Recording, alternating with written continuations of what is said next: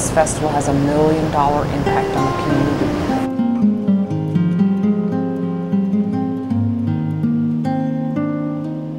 community. We were able to restore 18 historic buildings.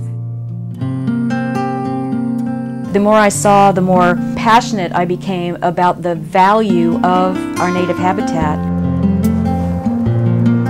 Texas is an increasingly urban state. More than 85% of the state's residents now live in cities. This explains why rural areas are becoming more popular as getaway destinations. In Texas, 19 million urban dwellers are seeking escape and relaxation away from the city. Knowing this helps us understand why nature tourism plays such a significant role in the communities whose success stories you're about to see. These communities recognize the potential of nature tourism and seize the opportunity. As a result, their economies, wildlife, and quality of life have improved. With many agricultural operations utilizing nature tourism, the Texas Department of Agriculture estimates the overall economic impact of nature tourism at over $10.9 billion. Nature tourism is a diverse industry that includes activities from hunting and fishing to camping and hiking, mountain biking, caving, swimming, and kayaking. Other popular activities include wildlife viewing, stargazing, and nature photography.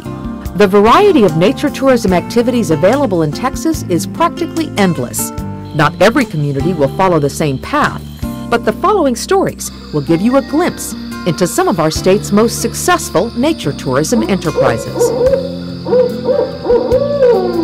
My predecessor had identified 3 potential markets for Harlingen, and they were hunting and fishing, golf, and birding. So I thought, okay, birding, don't know a thing about it, but let's try it out. And after a while, kind of settled on trying a birding festival. And so the Rio Grande Valley Birding Festival actually immediately became a huge success, in large part, of course, because this area has the birds. We have 510 recorded species of birds just in this little area that's about 250 miles wide and about 60 miles deep. That's that's more than most entire states have. The number of birders, though, is huge, and they leave behind $125 million. That's why we've got the business community on our side, and that's why the Chamber of Commerce is involved, and the government officials understand the value, both economic and quality of life, of having areas for birders. And birders, of course, more and more include the local people. And we've got a lot of people who come from other countries here to go birding, Canada and even overseas. Fortunately for us, this is also a super area for nature photography. We have several ranches in the area that have designed and implemented photo blinds specifically for nature photographers, which they then rent out, so it's another way that they can be making money off of their property.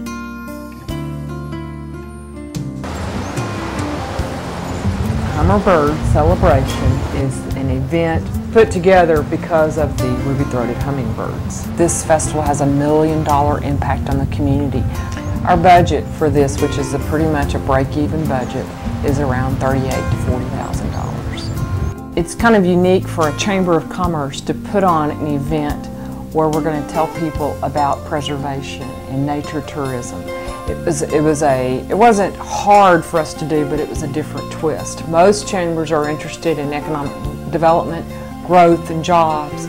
So we had to kind of do a dual education process. We had to let our members know that it's important for us to bring birders in our community, here's why.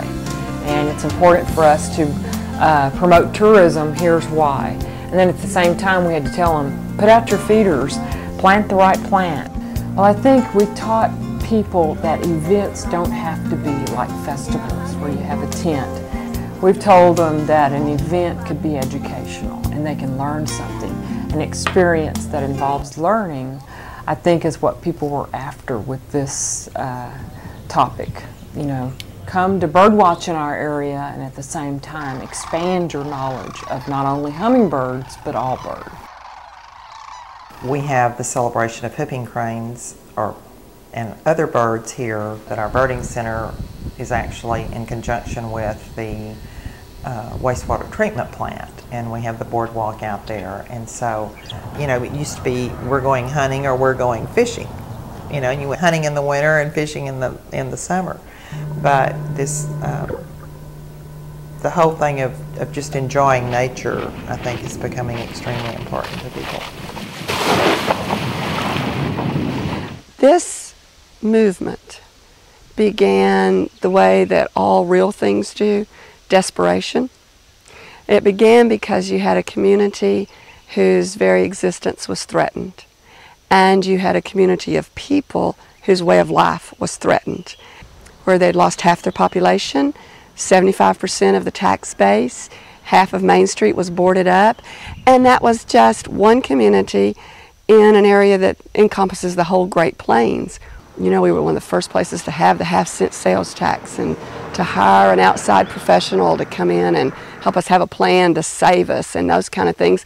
But then every time somebody had an idea, it seemed to be a thing that threatened either our environment or our lifestyle, and people were up in arms. And they said, no, we're not going to do those things. Let me just give you some highlights of our program. We have programs that are known kind of nationwide, like the Lesser Prairie Chicken weekends that we do in the spring. For 6 weeks in the spring, we bring in groups that we take out on lek sites to see what we call the booming. It's actually the breeding dance of the Lesser Prairie chickens. We bring those folks in every day for 6 weeks. They come from urban areas. They pay for a weekend stay here, and they go home a convert. That's one of our hallmarks.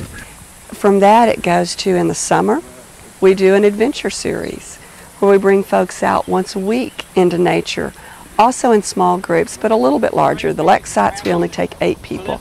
These groups, we bring out groups of about 25, and they get to ride on a wagon, and they go down to the river, and they get to find out how a windmill works and who lives in the windmill pond, and they get to actually swim in a slough where they didn't know what a slough was before, and they find out about the 6 kinds of turtles that live in this world. Those are really simple activities based entirely on that natural experience. In a few years' time, we were able to restore 18 historic buildings and to have new businesses in those historic buildings, and to see 200 new jobs that we developed exclusively through tourism, and then 200 new jobs that came to us because when those companies had a chance to base somewhere in the region, they said, this is the community that our employees want to live in because of what they're doing. And so then it became 400 new jobs. And we began to see a hotel-motel tax that increased by 100% every year for 3 years. And we began to see a sales tax that grew about 20% every year and continues to grow about 20% every year, which means that now it's 100% more than it was before. And we were able to see, not only were we able to keep those assets that we so badly wanted to hold on to that were so unique for a small town, you know, to actually have a first-run theater in a small community like ours. We were able to go to a place with 8 world-class restaurants that we get to enjoy 365 days a year, whether we have any guests here or not. And we were able to see more financing for our schools, for our improvements in our infrastructure in our community. They didn't impact our everyday life. We weren't overrun with strangers. And then best of all, they spent their money and they went home. And we still got to keep all this wonderful stuff. You just heard from leaders in communities who are making nature tourism work for them. What is it about your community that is unique or different? What special natural places or rural experiences can you provide a tourist? Do you have special scenery, wildlife, hiking, biking, paddling, or scenic driving trails within your community? Today's tourists are looking for natural, historical, and cultural experiences. They want to be immersed in a rich travel experience. Texas is blessed with an abundance of wildlife and natural beauty and history. Opportunities abound for sharing this natural heritage with fellow Texans and visitors from all over the world. For information on how to incorporate nature tourism in your community development, contact Texas Cooperative Extension in your county or go online to naturetourism.tamu.edu.